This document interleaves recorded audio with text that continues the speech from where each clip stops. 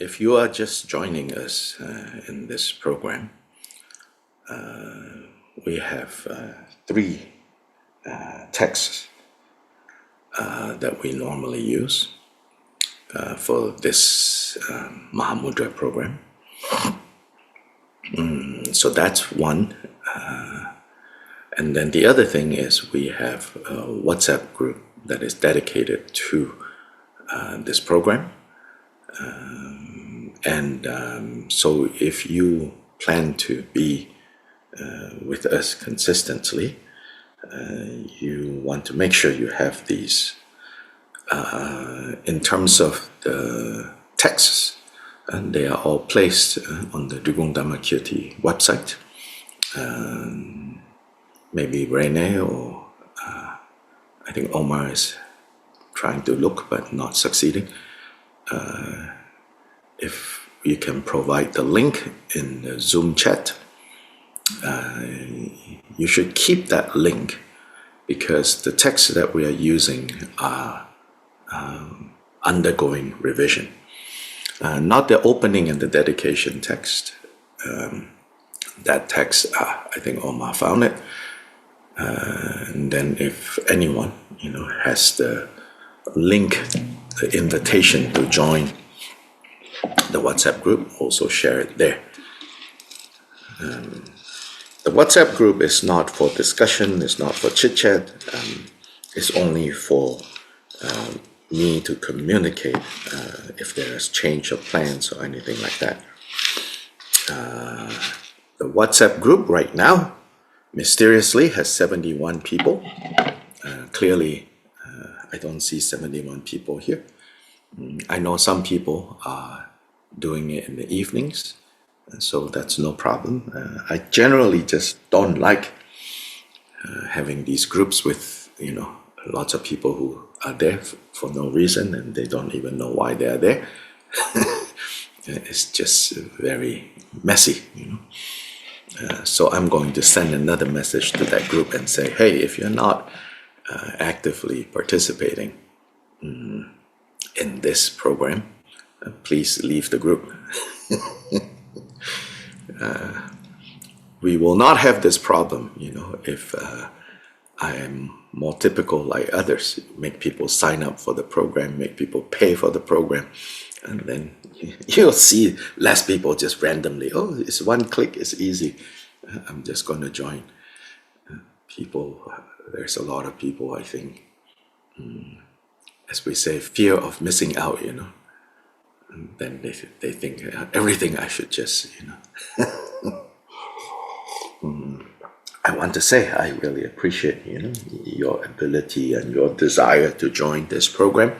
And yes, some of you, you are working people, not like me. So then you have schedules, you have to be at places, and then of course we all have appointments and this and that turns up. But now that, for the next couple of months, we are going to be consistently doing this. So try to adjust your schedule. Try to make an effort, This is about you, not about me. I'll be very honest to say, insecure teacher would make less demands. Just simply, it's up to you, it's up to you.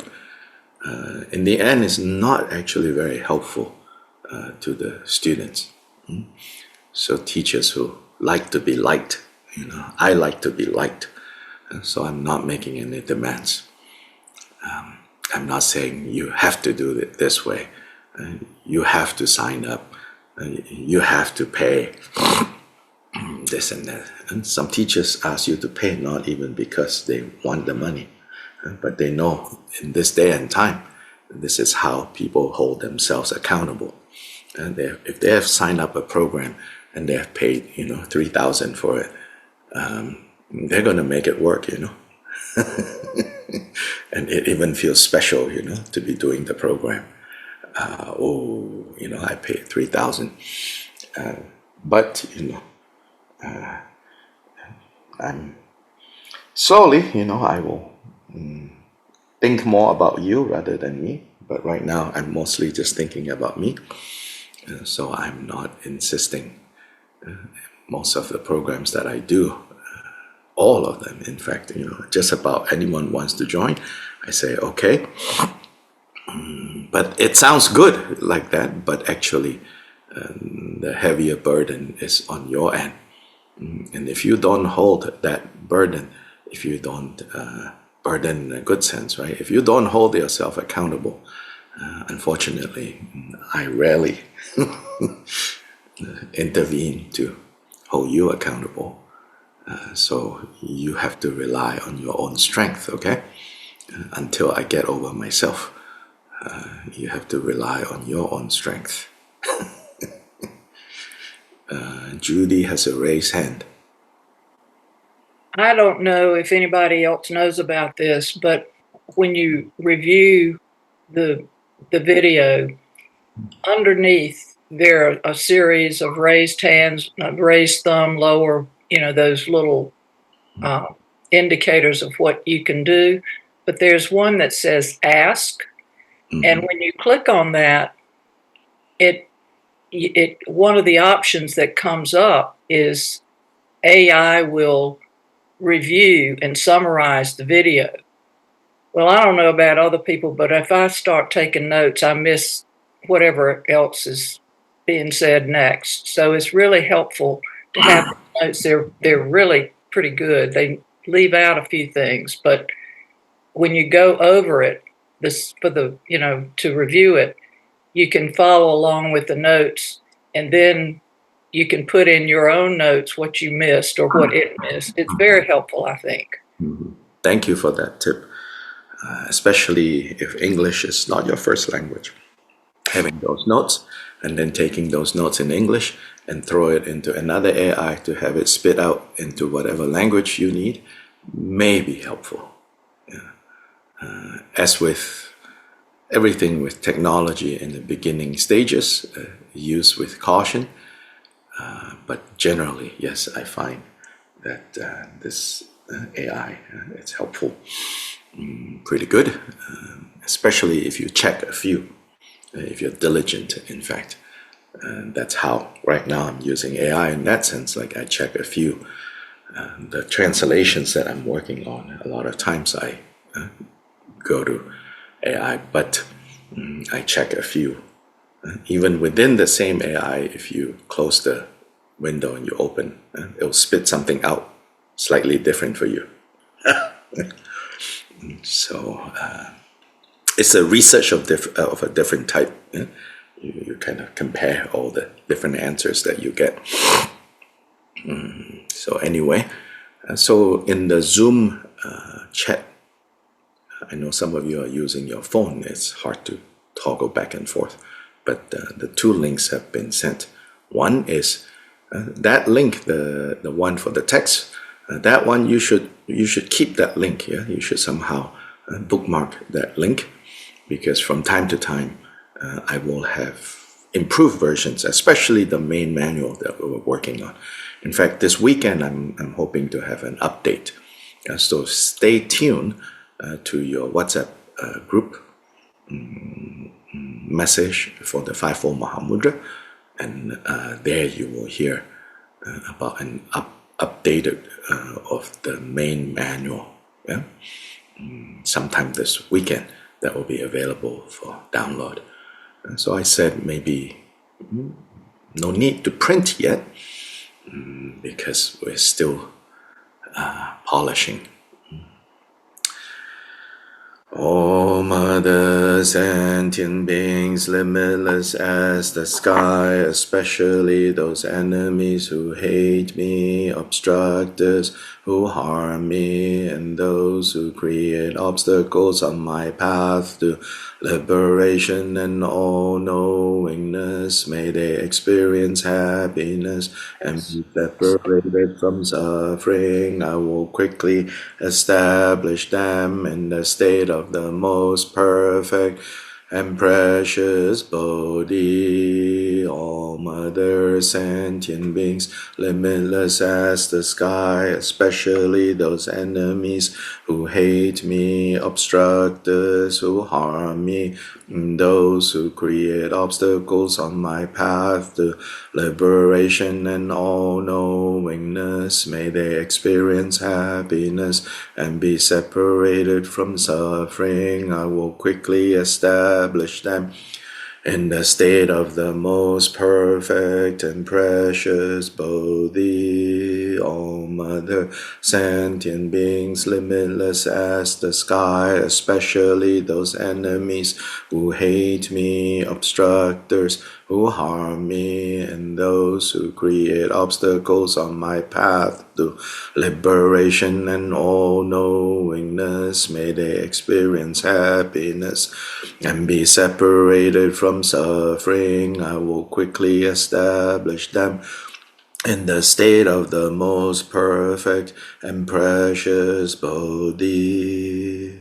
Thus, until I achieve Buddha, I engage in virtuous deeds with body, speech, and mind. Until death, I engage in virtuous deeds with body, speech, and mind. From now until this time tomorrow, I engage in virtuous deeds with body, speech, and mind. Now, to page 6. In the Buddha, Dharma, and Sangha, most excellent, I take refuge until Bodhi is reached. By the merit of generosity and other perfections, may I attain Buddhahood for the sake of all wandering beings in the Buddha, Dharma, and Sangha. Most excellent, I take refuge until Bodhi is reached. By the merit of generosity and other perfections. May I attain Buddhahood for the sake of all wandering beings in the Buddha, Dharma, and Sangha. Most excellent, I take refuge until Bodhi is reached. By the merit of generosity and other perfections, may I attain Buddhahood for the sake of all wandering beings. May all mother sentient beings, limitless as the sky, have happiness and the causes of happiness. May they be liberated from suffering and the causes of suffering. May they never be separated from the happiness that is free from sorrow. May they rest in equanimity, free from the bias of attachment and aversion. May all mother sentient beings, limitless as the sky, have happiness and the causes of happiness. May they be liberated from suffering and the causes of suffering. May they never be separated from the happiness that is free from sorrow. May they rest in equanimity, free from the bias of attachment and aversion. May all mother sentient beings, limitless as the sky, have happiness and the causes of happiness. May they be liberated from suffering and the causes of suffering. May they never be separated from the happiness that is free from sorrow. May they rest in equanimity, free from the bias of attachment and aversion. Bajra Samaja, Bajra Samaja, Bajra Samaja, protectors of all sentient beings without exception, deities who vanquish the ruthless hordes of Maras, knowers of everything as it is, Bhagavans and your retinues, please come here. Argyam Padyam Pushpe Dupe Aloke Gende Nevede Shapta Pratija Soha. This ground sprinkled with scented waters and strewn with flowers, adorned with the supreme mountain, four continents, sun and moon, I hold in mind as a Buddha land and offer it. May all wandering beings experience such a pure realm.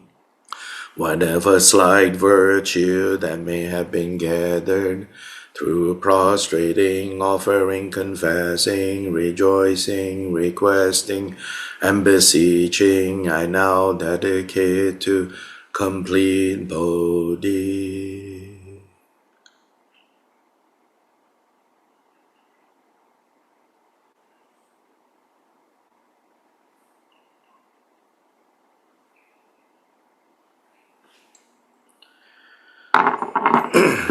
Now go to our main manual,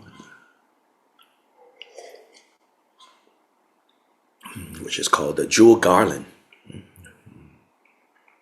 The Jewel Garland Fivefold Mahamudra manual.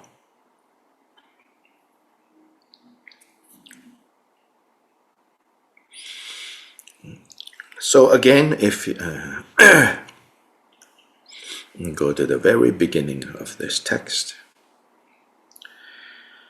on page 2, it says, this Fivefold Mahamudra is the essence of the sutras and the tantras. It is also distills the realization of all the past lineage masters. And it's the pith instruction that can, if we know how to use these pith instructions, it can lead to actualizing great Vajradhara in this lifetime. So great Vajradhara is not someone out there, Yes, of course, there is great Vajradhara out there, so to say. Out there in the sense that there are others who have achieved this level of great Vajradhara. Great Vajradhara is a secret mantra vocabulary, secret mantra expression for Buddhahood. Okay? It's not like something, don't think, there is a Buddha more powerful, more amazing than Buddha Shakyamuni. Buddha Shakyamuni also achieved great Vajradhara. Medicine Buddha also achieved great Vajradhara. Amitabha achieved great Vajradhara, and so on and so forth. So it's Vajrayana expression, Vajrayana style, when it says to achieve great Vajradhara in a single lifetime, in this lifetime. It means achieving Buddhahood in this lifetime. So the Fivefold Mahamudra system has the power to lead to Vajradhara in one lifetime. Is the essential meaning of all sutras and tantras. So if we look at these 5 and we say which ones are more related to sutra and which ones are related more to tantra or secret mantra, and then of the 5, bodhicitta, the first, and dedication, the 5th, that belongs, you could say, more to sutra. Then the middle 3 belongs more to tantra. And the middle 3 is basically another way to understand the middle 3, and the middle 3 being idam, devotion to the Guru, and natural state Mahamudra.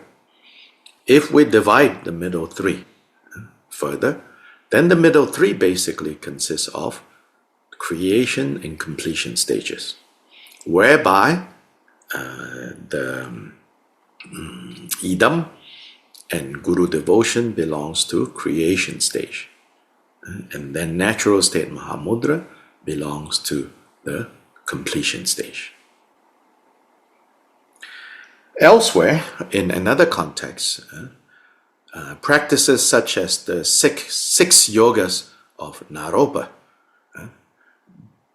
those are also completion stages.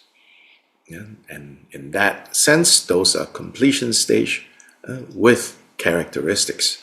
Whereas in the Fivefold Mahamudra, the fourth, right, the natural state Mahamudra, that is the completion stage without characteristics.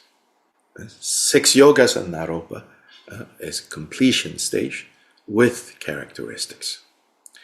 Just for your education, when you practice the completion stage with characteristics, usually the idam that you train with, like the idam identity you need to hold in order to train in the completion stage with characteristics, normally it's Vajavarahi. Normally it's Vajavarahi. Then in the Fivefold Mahamudra, normally the idam is Chakasamvara. So the male deity of the Chakasamvara system is, and then the female deity of the Chakasamvara system. So when we say Chakasamvara, we can refer specifically to the male deity, or more generally, we refer to the Chakasamvara system. And in that case, it is often the male and the female unified together. And so when they are like that, they are also called the co-emergent Chakasamvara, which is the particular Chakasamvara that we cultivate in this manual, in the jewel garland. The co-emergent Chakasamvara, meaning Chakasamvara in the masculine and feminine together as one, co-emergent. They arise together. And so then, here it says, there are the preliminaries, there's the main practice, and the conclusion. So in the preliminary practice, here in the Ngondro, only two specific of the more common four Ngondros that in later times, later centuries, become more and more standard is the four preliminaries. And so in fact, this is a 14th century manual. In the 16th century manual by Gunga Rinchen that expands on this manual, Gyawang Gunga Rinchen, the 16th throne holder of Drigum Kagyu, in his manual, he has the four Ngondro as we know it today. And the Ngondro of taking refuge, the Ngondro of Vajrasattva, the Ngondro of Mandala offering, then the Ngondro of the preliminary Guru Yoga. These four in Gunga Rinchen's 16th century text. In the 14th century text, it only specifically highlights Vajrasattva and Mandala offering. And that, there's enough evidence, we know, that is also what Kyopa Rinpoche emphasized when he speaks of Ngondro as specific practices to do. But more important, again, than the specific practices of Ngondro is the principle of Ngondro, and how Kyopa Rinpoche emphasized that the foundational matters, which is what Ngondro really is, the foundational matters is what truly matters. Don't consider topics like Four Noble Truths. Don't consider topics like the three trainings. Don't consider topics like the 10 virtues and 10 non-virtues to be like Buddhism for dummies, Dharma for the dummies. We are higher practitioners. We have all these fancy things. Actually, Kyopa Rinpoche's view is all these higher things were given by the Buddha in order to help us fully realize what he taught in the very first turning of the Dharma wheel, which is the Dharma wheel of the Four Noble Truths. That is the be-all and end-all, you could say. What more direct teachings do we need to understand, do we need to actualize than the 10 virtues and the 10 non-virtues?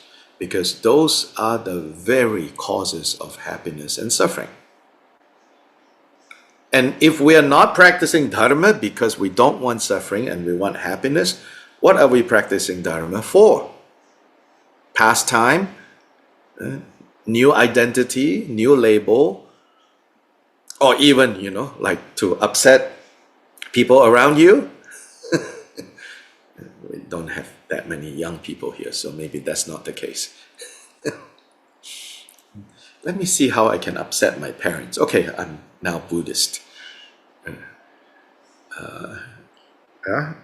So the reason we practice Dharma is because, temporarily and in the long term, we don't want suffering. For the short term and for the long term, we want happiness. Then, where does happiness and suffering comes from? Comes from actions. What types of actions are there? Skillful and unskillful, pertaining to body, speech, and mind. That's the 10 virtues. That's the 10 non-virtues, right? And so these kind of foundational matters is what truly matters. All the other teachings and practices were given by the Buddha in service of helping us perfectly, truly avoid the 10 non-virtues. Perfectly and truly cultivate the 10 virtues. So then the 10 virtues, 10 non-virtues can be understood according to the 3 levels of practicing. At the individual liberation level, the so-called Hinayana, we refrain from the 10 non-virtues. We cultivate the 10 virtues for our own sake on the individual liberation level, for our own sake.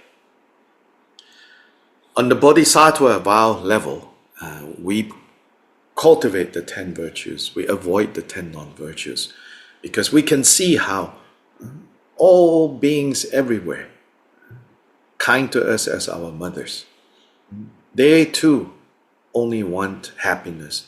They too don't want suffering.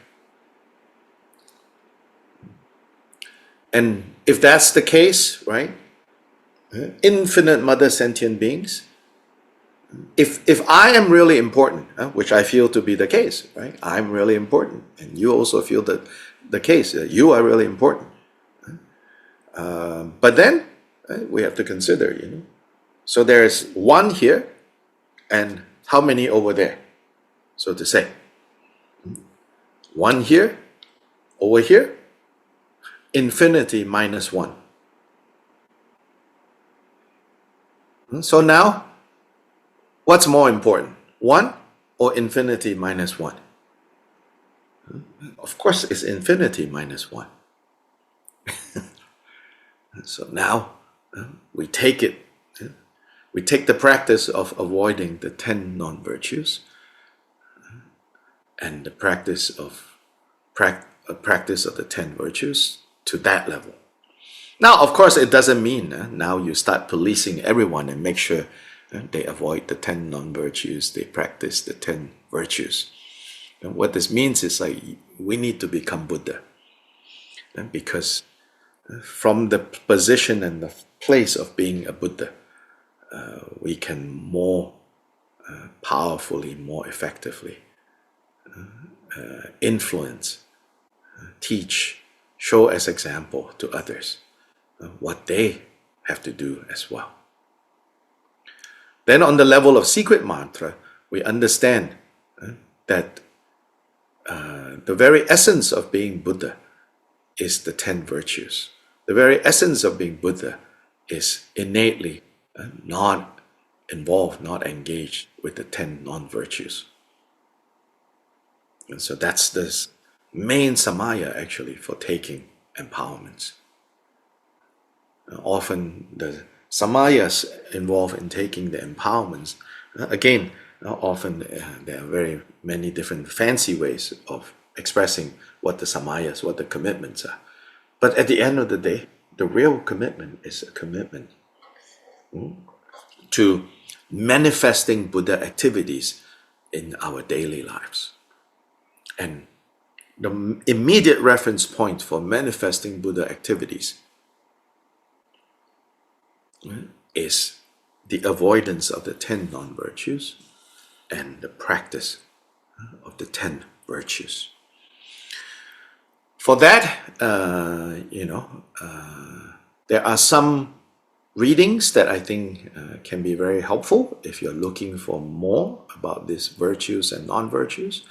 And I think especially for many of us, the teachings of the late Venerable Thich Nhat Hanh about the precepts. He calls them the liberating precepts. So if you want some help in understanding how to apply the precepts into our daily lives, it's good to consult his teachings on the virtuous activities and non-virtuous activities. And also this book that I have recommended, Karma and the Ending of Karma. That is a very good book. Karma means action. Actions of body, speech, and mind. In that book, just as a footnote, the ending of karma doesn't mean, when you're Buddha, cause and effect don't apply anymore. It doesn't mean that. And there, the meaning of ending of karma is ending of unskillful karma. Ending of unskillful karma. Karma, kamma in Pali. So anyway, let's now go to mandala offering. As I said, this week we will have a little bit more of a focus on the mandala offering part of our manual. So that is page 9, starting on page 9. And so again, first you moisten your offering grains. Today I have mixed in, I found my bag of goodies. So I've mixed in some semi-precious stones. There's little chips of turquoise, little chips of carnelian, and other semi-precious stones, including kauri, the shell, from the sea, kauri shells. They were used as a form of currency a long time ago. So they're kind of symbolic of like money.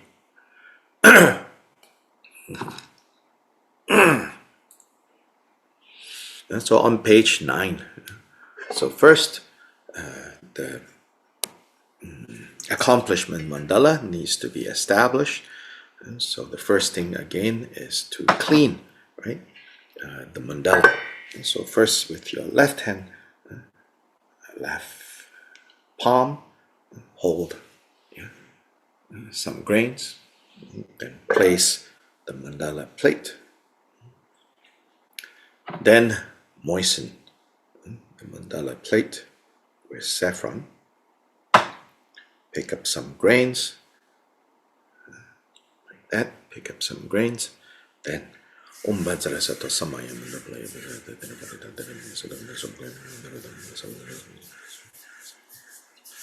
Vajra Sato Samaya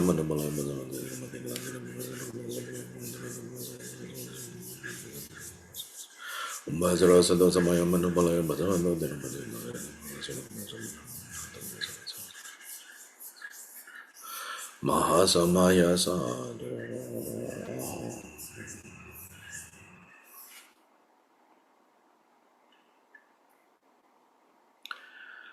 At the bottom of that passage on that section on page 9, it says, just as the mandala is free from dust now, think that the karmic, emotive, and cognitive obscurations of all sentient beings are also cleared.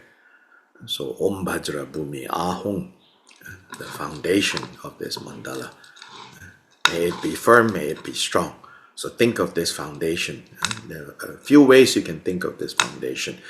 So think of this foundation perhaps as your resolve to practice the 10 virtues, to avoid the 10 non-virtues, or your resolve to train with this Fivefold Mahamudra system. So then may your resolve be strong, for your resolve to be strong, for your focus to be strong, for you not to be distracted. And now we establish the root guru in the central pal. The very first pal is the root guru, Guru Vajradhara.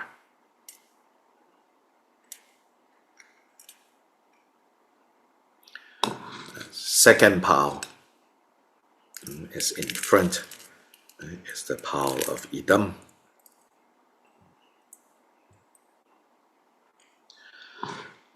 Third pal is the Buddhas, past, present, and future, all the Nirmanakaya Buddhas that have appeared in the world, are appearing in the world, and will appear in the world. Third pal, or the sublime Dharma taught by these Buddhas for the guidance of sentient beings, for the benefit of sentient beings. And then the fifth pal, the sublime Sangha, such as the great Bodhisattvas, or the Mahasiddhas, the great Arhats. And then in between, right, in all the spaces in between, are the Dharmapalas, Dakas, Dakinis.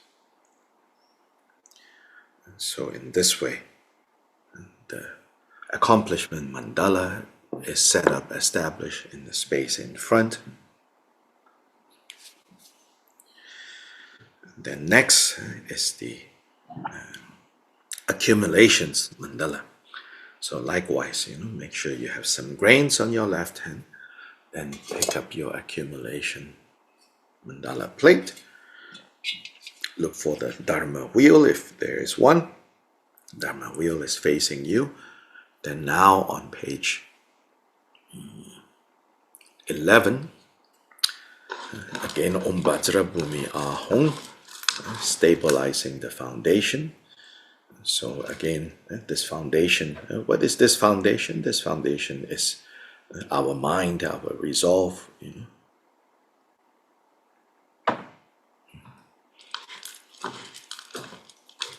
Here in this case, the central pal is Mount Meru, the cosmic universe. The cosmic mountain in our universe. Then corresponding also to our body and our head. Then the four continents in the four directions correspond with our four limbs.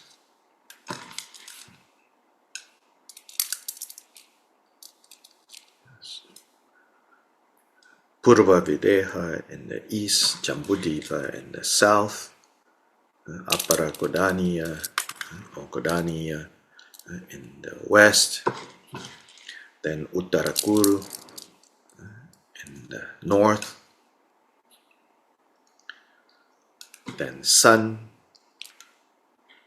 moon, and then a whole the center filled to overflowing with the glorious and perfect riches of gods and humans. So in this way, the accumulations mandala has been established. Then you have to turn this around so that It's facing the front. Dharma wheel is facing the front. So continuing with grains held in your left hand, and you can take some grains also in your right hand as you hold the mandala and your heart level in front of you.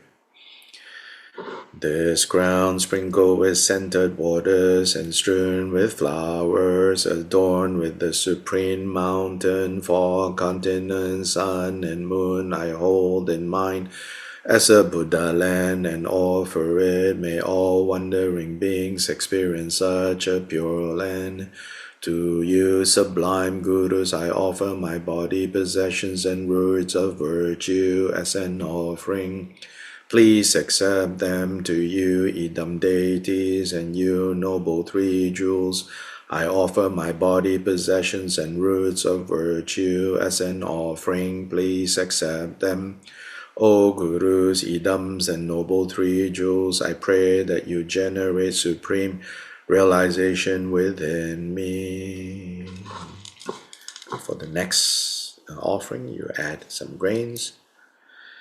This ground sprinkled with scented waters and strewn with flowers, adorned with the supreme mountain, four continents, sun and moon, I hold in mind as a Buddha land and offer it. May all wandering beings experience such a pure land. To you, sublime gurus, I offer my body, possessions, and roots of virtue as an offering. Please accept them. To you, idam deities, and you, noble three jewels, I offer my body, possessions, and roots of virtue as an offering. Please accept them. O Gurus, idams, and noble three jewels, I pray that you generate supreme realization within me. And then again, on page 11, bottom of page 11.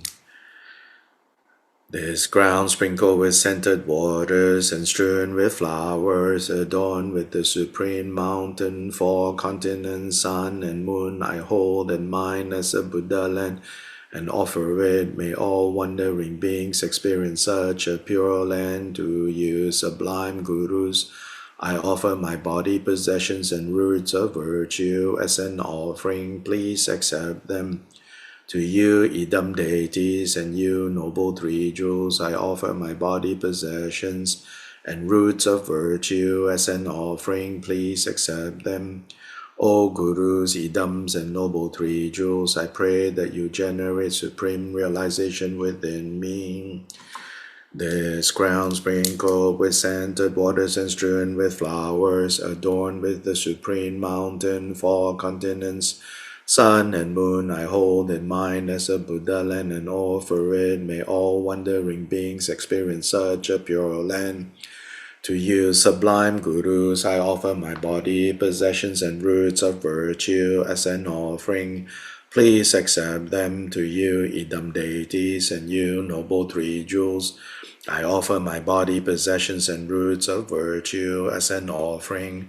Please accept them. O Gurus, idams, and noble three jewels, I pray that you generate supreme realization within me. This ground sprinkled with scented waters and strewn with flowers, adorned with the supreme mountain, four continents, sun and moon, I hold in mind as a Buddha land and offer it. May all wandering beings experience such a pure land. To you, sublime gurus, I offer my body, possessions, and roots of virtue as an offering. Please accept them.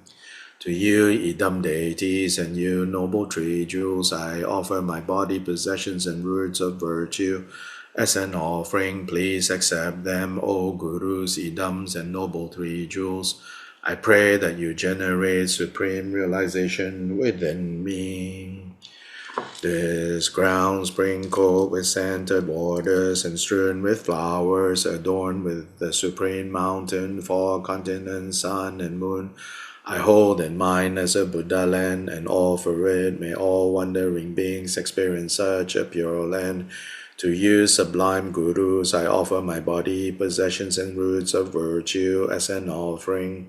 please accept them. To you, idam deities, and you, noble three jewels, I offer my body, possessions, and roots of virtue as an offering. Please accept them, O Gurus, idams, and noble three jewels. I pray that you generate supreme realization within me. This ground sprinkled with scented waters and strewn with flowers, adorned with supreme mountain, four continents, sun and moon, I hold in mind as a Buddha land and offer it. May all wandering beings experience such a pure land. To you, sublime Gurus, I offer my body, possessions, and roots of virtue as an offering. Please accept them. To you, idam deities, and you, noble three jewels, I offer my body, possessions, and roots of virtue as an offering. Please accept them. O Gurus, idams, and noble three jewels, I pray that you generate supreme realization within me.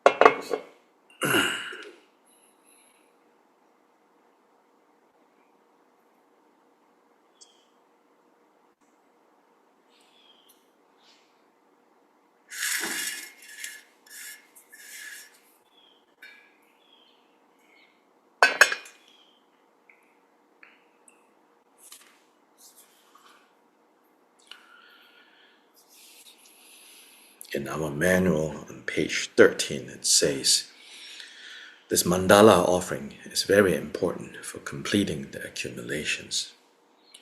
From the mother of the victorious ones, the Prajnaparamita Sutra, it says, as long as the roots of virtue are not completely perfected, one will not attain the sublime emptiness.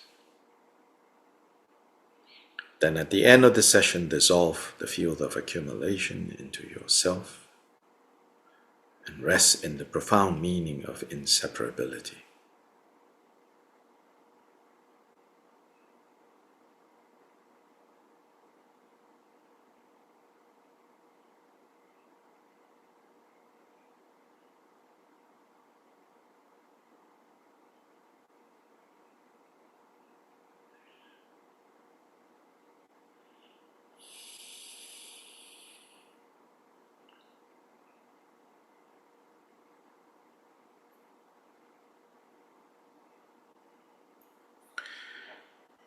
So this is called a part of the common preliminary.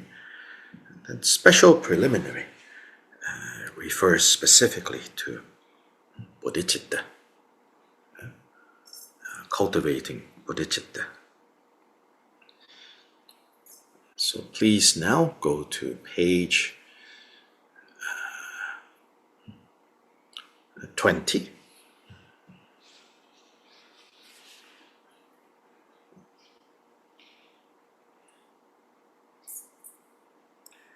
Page 20. And then with love and compassion as the motivating force, we then generate, give rise to aspiration, bodhicitta. I will overcome the mandala of the dark forces of Maras and the opposing forces, the enemies who hate me and all of us, the obstructors who harm us, and those who create obstacles to accomplishing the wisdom of liberation and all-knowingness, for the sake of all mother sentient beings as vast as space. I will liberate those not liberated from the ocean of samsaric suffering. I will free those not freed from the bondage of afflictive emotions. I will give relief to those who have not found relief from the vehicles of the Shravakas and Pratyeka Buddhas, and I will lead to the complete nirvana of the Mahayana, those who have not passed beyond sorrow.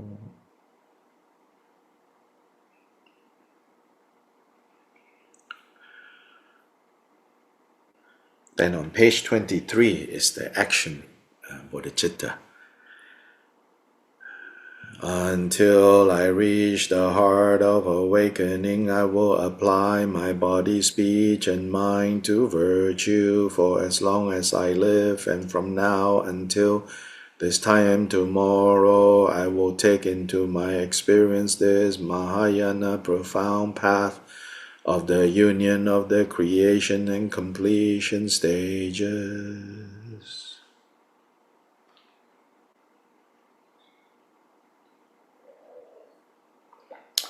Just for your, again, your general kind of education. In the way that now the Fivefold Mahamudra and the particular manual, and in this case it's more like a liturgy, as we discussed yesterday, the difference between a liturgy and a manual. But in the text that they use today, the long Fivefold Mahamudra that is done, very similar to what we have, but it includes in the modern one, or the one that is used in contemporary times, all the recitations are included in there. Then other things are added. And one of the things that are added is that for the mandala offering, you actually do it with prostrations. And so you make the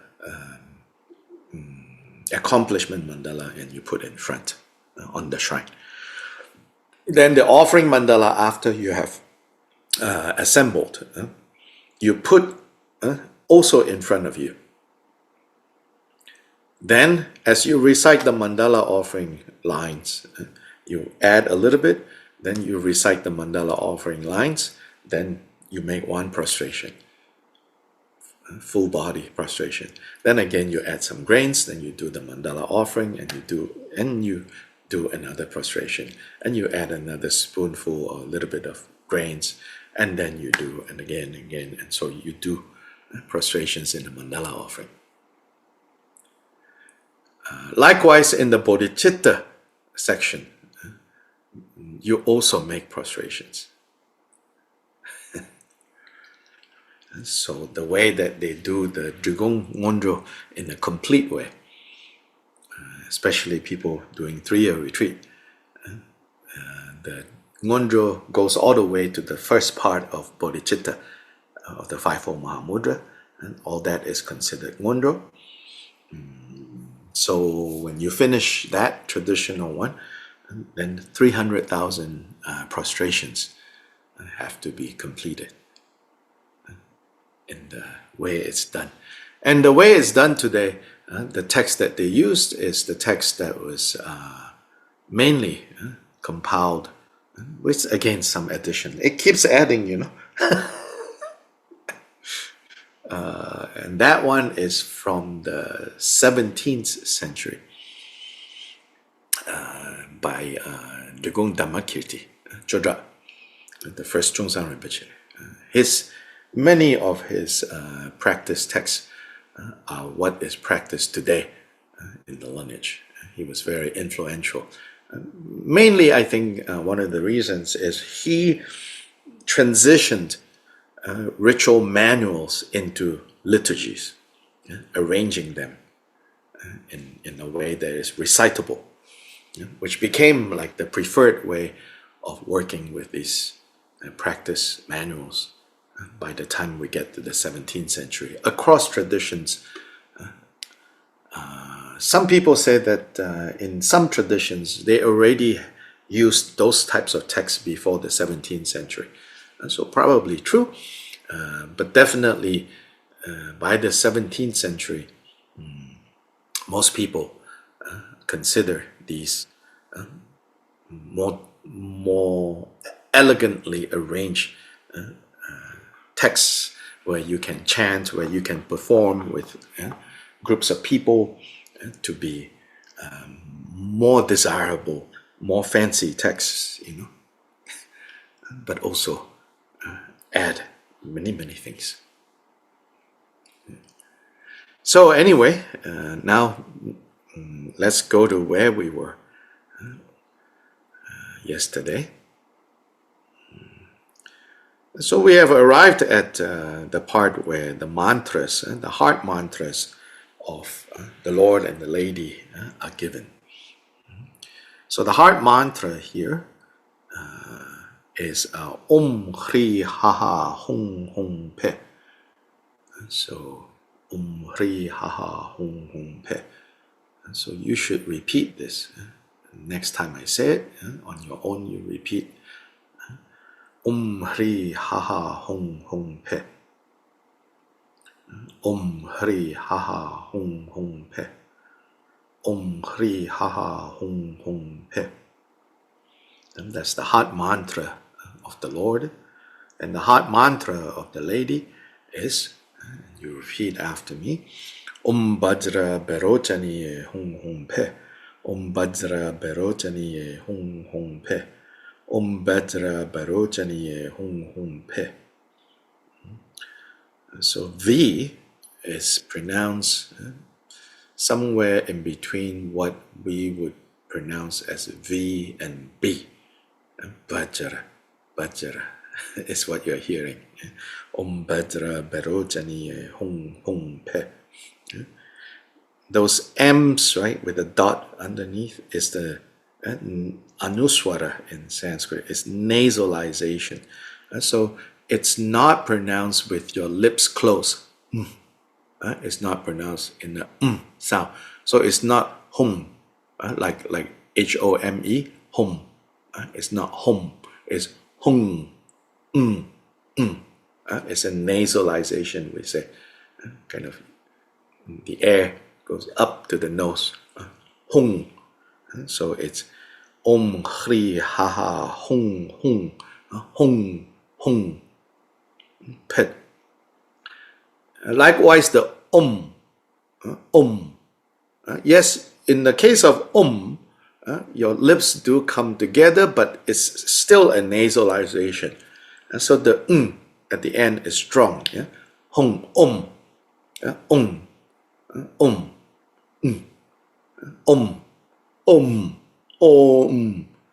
So the syllable has actually three sounds. Sometimes they say a, u, om, a, u, om, and not like a soft is the syllable. Om Hri Ha Ha Hung Hung Pe. Pe. The T is not so strong. Pe. Pe. Om Hri Ha Ha Hung Hung Pe. Om Bajra Berojaniye Hung Hung Pe. So these are the heart mantras of the Lord and the Lady. So what I want to do now is, so let's go back to page 25.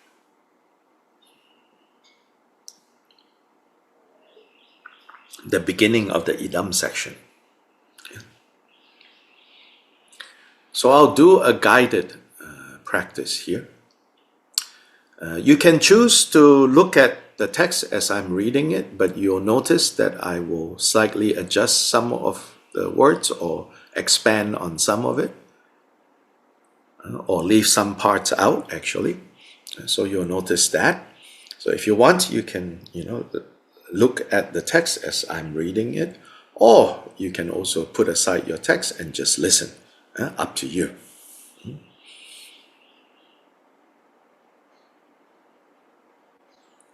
So we go to page 25.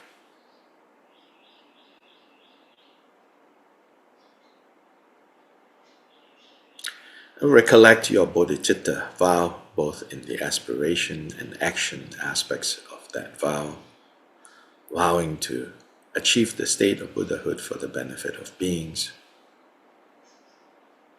and vowing to practice, to do whatever is required, whatever is needed to achieve that state. So it's a commitment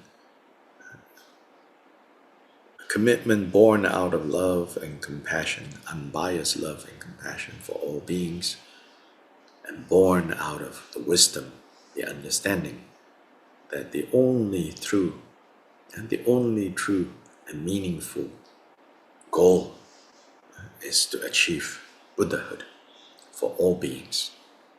Then we make the bodhicitta vow in both the aspiration and action aspects. Then that vow, that commitment, that mind is the mind that now would arise as the deity, as the idam.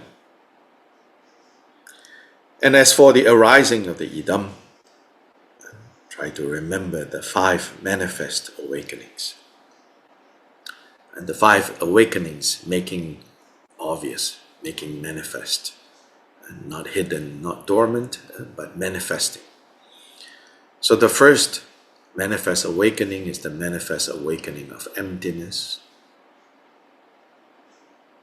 So by reciting Om Swabhava Shuddha Sarva Dharma Swabhava Shuddho Hang, think that all phenomena are by nature completely pristine, the emptiness of apprehended and apprehender, and only mind.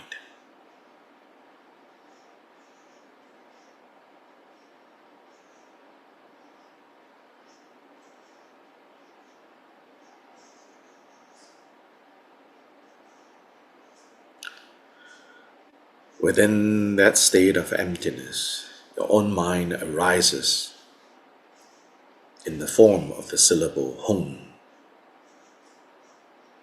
This Hong is radiating light, giving rise to the Yam syllable, which turns into a mandala of wind. Above this mandala of wind, which is in the shape of a semicircle, green in color, is the Ram syllable, which turns into a mandala of fire, red in color, and a triangle set on top of the semicircle wind mandala.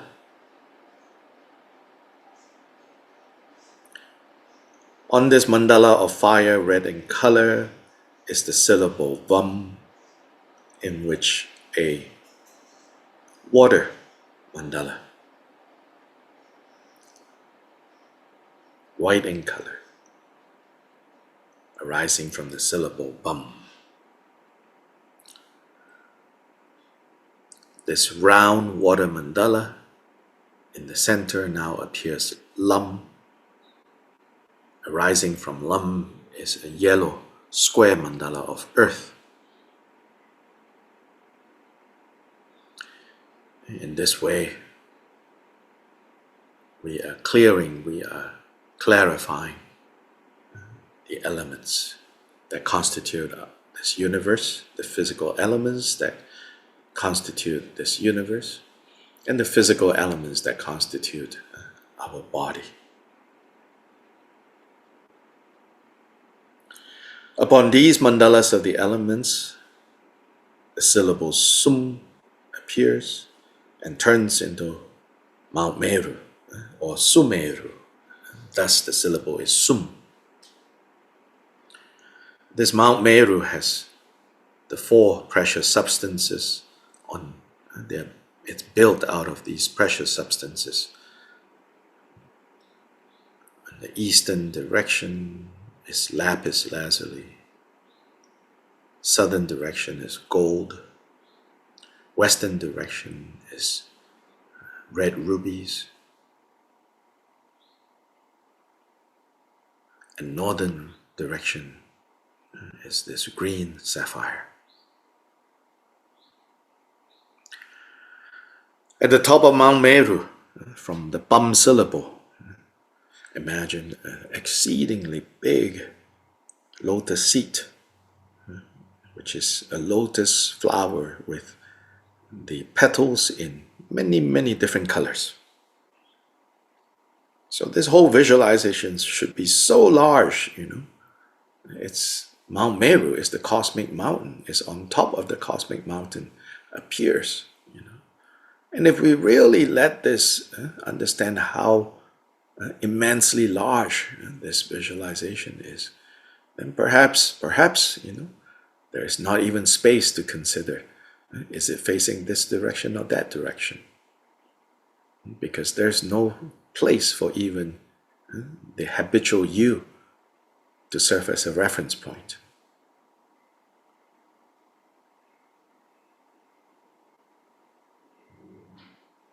So you, the idam now, will be arising not in this room that you are seated in, but in the space of the universe.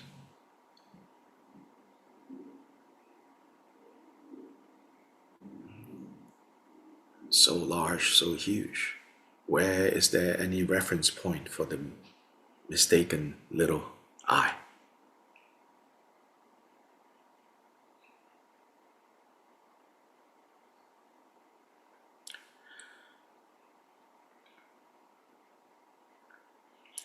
In the center of this lotus appears a cross vajra set flat onto the seat. Above these cross vajras,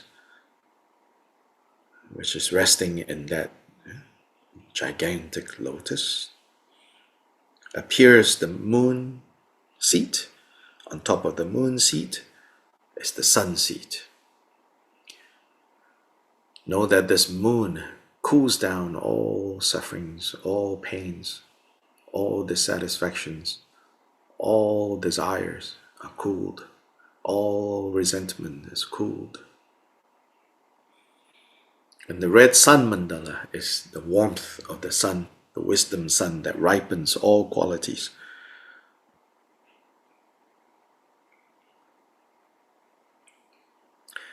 Then now that original Hong syllable, which is the nature of your mind, the essence of your being, this Hong syllable descends onto the seat and gives out light,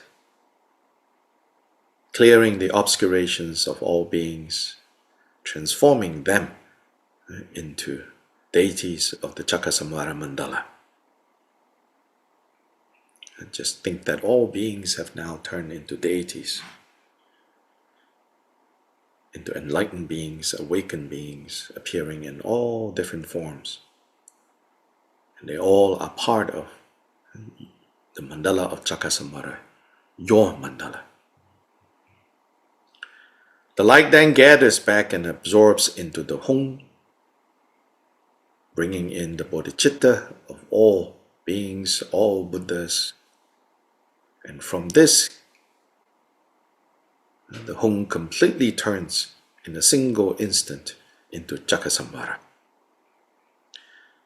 And now on page 27. Chakkasamvara's body is dark blue, blue beryl, pure and luminous like the color of a stainless sky. He has one face and three eyes, with fangs slightly bared. His left leg is bent, pressing on the left ear of black Bhairava, and his right leg is extended, pressing between the breasts of red Kalaratri. With his two hands holding a vajra and bell, he embraces the consort. His head is adorned with a cross vajra on the right side, and top knot of matted hair tied with silk ribbons, in which at the very top is a wish-fulfilling jewel. Then on the left side of this top knot, across from the cross vajra, there is a crescent moon.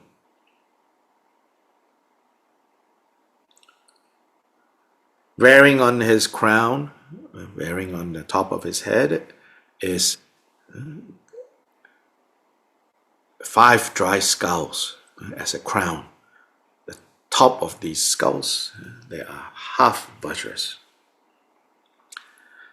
Then a hanging garland of 50 fresh heads is strung on human intestines. So Jagasamvara is wearing a garland of 50 freshly severed heads.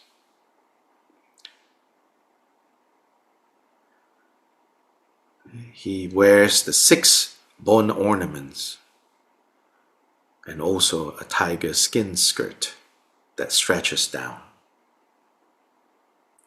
He possesses the 9 dramatic sentiments of amorous, heroic, repulsive, laughter, wrathful, terrifying, compassionate, majestic, and pacifying.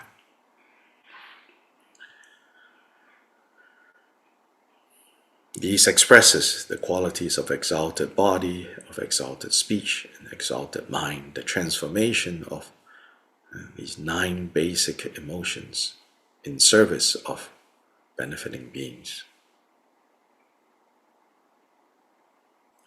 Now on page 29, in his embrace is the consort Bhagavati. Bhagavati Vajavarahi, red in color with 1 face and 3 eyes. Her fangs fully bared. Her hair is loose. She wears a crown of 5 dry skulls and a hanging garland of 50 bone ornaments. And this is referring to 50 heads, but skulls. White skulls, 50 as a necklace, as a mala, and a girdle of bone ornaments,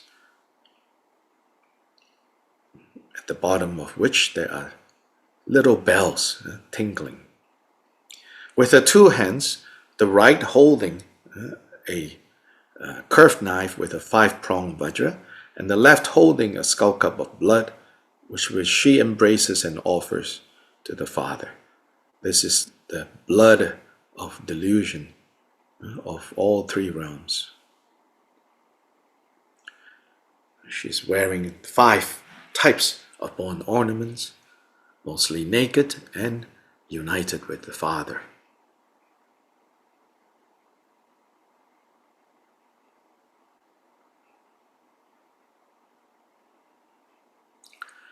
Now let your mind rest on this extremely gigantic, filling the whole universe size of Chakasamvara and Vajravarahi. It's really, if you really experience how big they are, filling the whole universe, there's no more space for you to think about. Is it facing this way, facing that way? Are you looking at it? Is it looking at you? There's no space for that.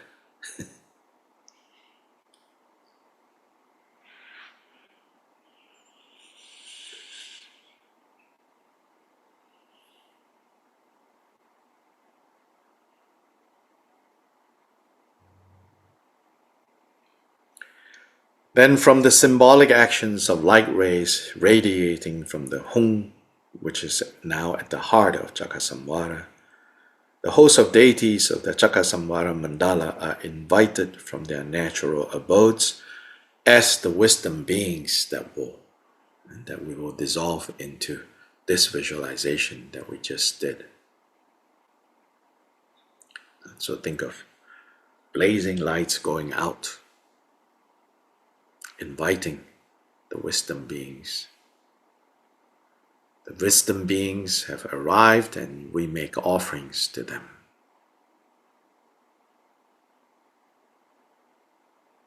So such as the 8 outer offerings you can mentally make now: water to drink, water to wash,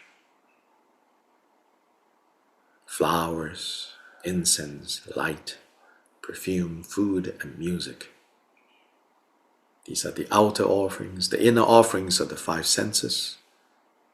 sight, sound, smell, taste, touch, meaning all our sense experiences. We elevate them into offerings that are suitable to be given to these wisdom beings, offered to the wisdom beings.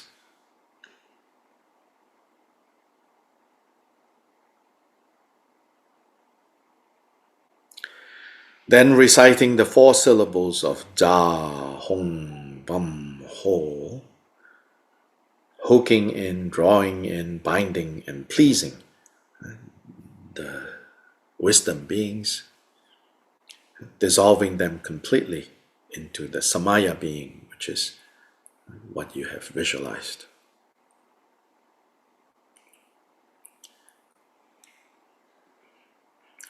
Now the wisdom being and the Samaya being has become inseparable.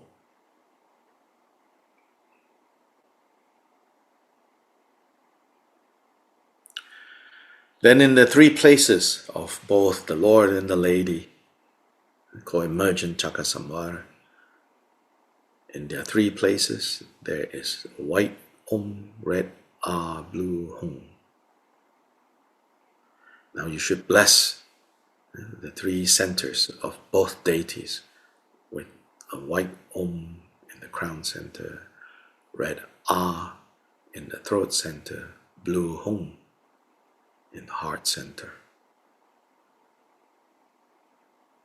And recite a few times of Om Ah Hum. As you recite, and bring your mind to the Om when you say Om in the heart, in the crown center. When you say Ah, bring your mind there to the throat center of both the Lord and the Lady. And then with Hum, go to their heart center. And in that way, we bless, further bless and stabilize this visualization that is now the union of the commitment being, the Samaya being, and the wisdom being. Om Ah Hum. Om Ah Hum. Om Ah Hum.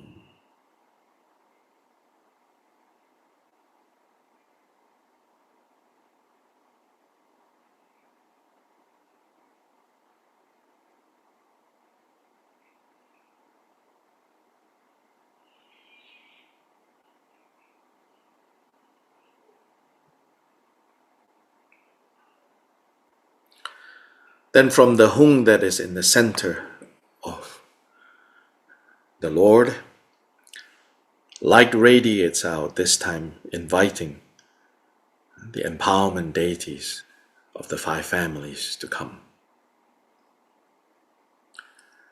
And they are the male and female Buddhas, Akshobhya, Ranasambhava, Amitabha, Amoghasiddhi, and Vairochana, and their consorts, the feminine counterpart, their wisdoms. And then the male and female bodhisattvas, and the male and female wrathful deities, they all come to this space in front of this universal Chakasamvara, co-emergent Chakasamvara. And here we make offerings to them. In our manual it says make the inner offerings.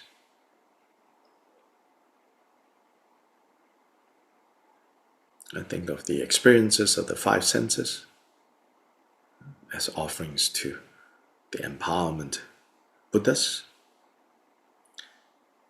And here on page 30 it says, then we pray, we request, may all you Tathagatas bestow the empowerment. And because we pray in this way, then they give empowerment while reciting the empowerment mantra continuously. The female Buddhas, which is the purity of the 4 elements, come holding vases empowerment vases to pour the elixir into us, going into our bodies, both the male and female. The Lord and the Lady of co-emergent Chakasamvara is now being filled with the empowerment elixir as the Buddhas recite Om Sarva Tata Gata Abhishekata Samaya Shriye Hum. The entirety of both these bodies is filled with the elixir of wisdom, the empowerment liquid. So filled until the liquid overflows, and as the liquids overflow from both the bodies, the liquid that overflows in the body of the Lord turns into Buddha Akshobhya, and the liquid that overflows from the Lady Vajavarahi turns into the Buddha Vairochana. They are both now blessed with the presence of the Guru.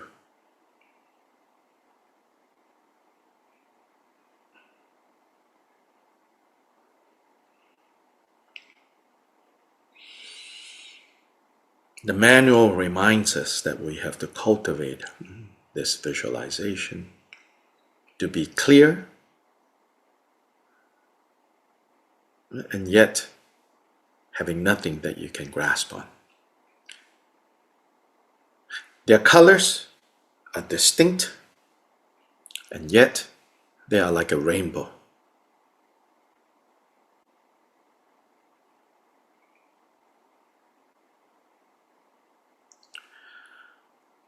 The form needs to be clear like a reflection in a mirror that is not fuzzy. And this appearance is pervasive. It appears everywhere, like the moon's reflection in water.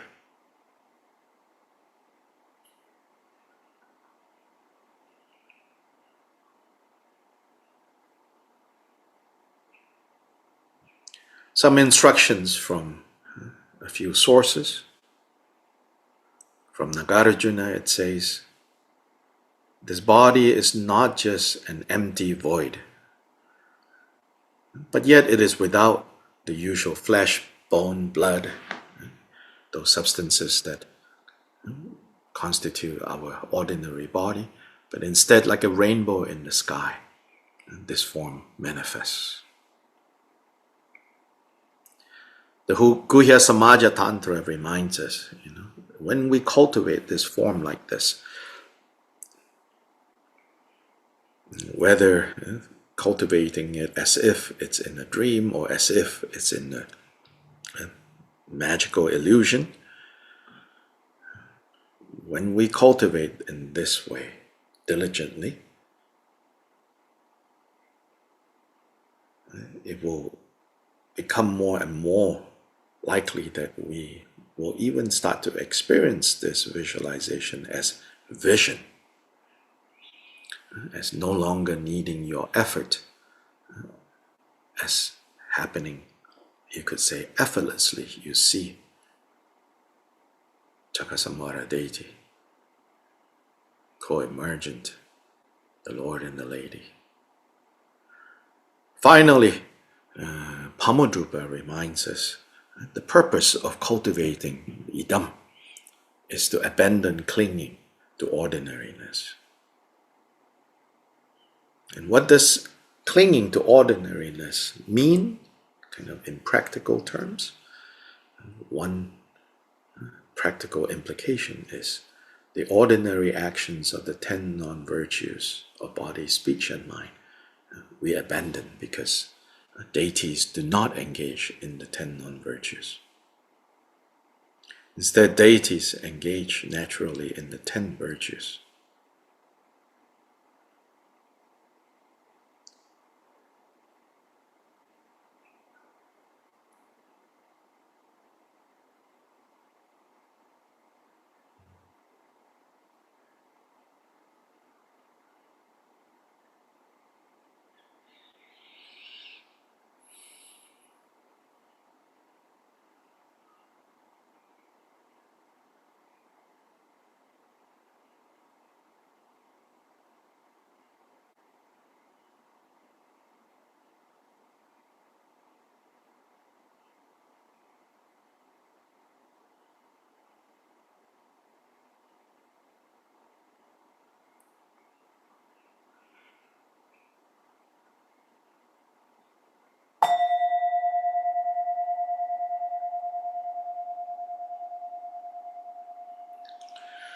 So that's a very brief guided meditation.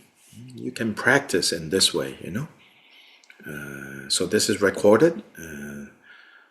You can play this back, Maybe I will request Jeff, who is our very reliable person who is putting all this up on YouTube, to in fact create one video that is only this guided part. So then you can cultivate like this. Listen to the instructions. Don't rush into, mantra recitation, which is what this has become now, actually. The way people go through this, like, ticking off. Oh, finished practicing this section. Oh, finished practicing this section.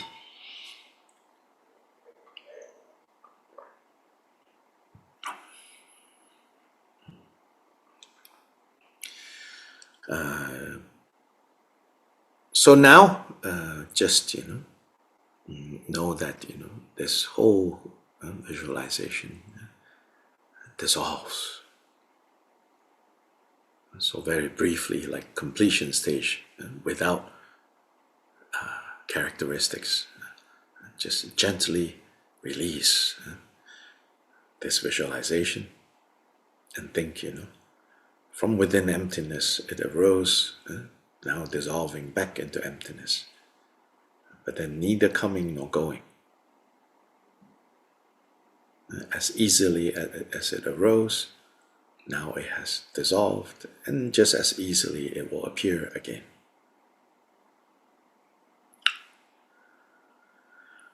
And the dissolution is not given here because there's a second part to this, which is then also part of the creation stage. But the third fold of Mahamudra is to cultivate the Guru. And in this manual, you cultivate the Guru by three aspects of Guru. Guru Nirmana Kaya, Guru Sambhoga Kaya, Guru Dharma Kaya. But we will park ourselves here in Idam for a little bit longer. We just started, in a way. So most of next week, we will look deeper into Idam and also do more of this guided and then the mantra. Then there are some teachings related to more generally mantra recitation. And they are quite specific, instructions for mantra recitation, such as that, if you do this seriously, there are do's and don'ts, such as like if you are counting mantras, you say, I want to recite 100 times. If you lose concentration, you have to compensate with how many more recitations, things like that. Also, which hand to use as you hold your mala, what material the mala should be, how you should rinse your mouth before you randomly say mantras, so on and so forth. There are these instructions. How to bless, your mala, things like that. Not too much, I won't talk too much about that, but draw some important points that will be helpful as we train in this, as we cultivate the Idam.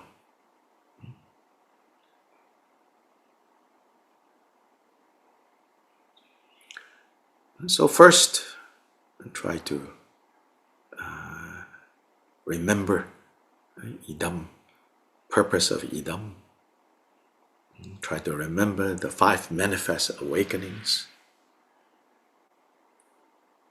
So after the manifest awakening of emptiness, there's the manifest awakening of the sun and moon seeds, then the manifest awakening of the seed syllable, manifest awakening of the symbol, the mudra, and then the complete and perfected form manifest awakening.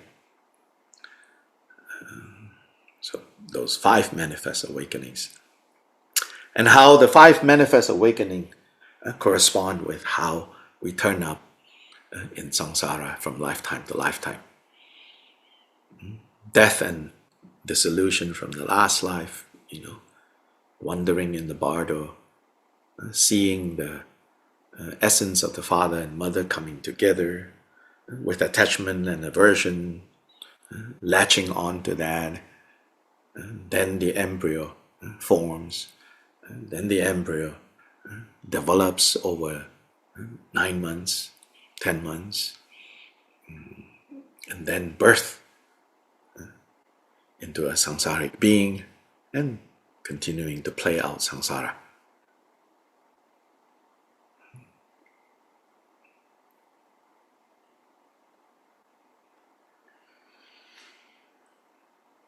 Changju Semcho Rinpoche Magye Banam Ge Gyuje Ge Banyam Ba Me Ba Yang Gone Gong Du Bewar Shou.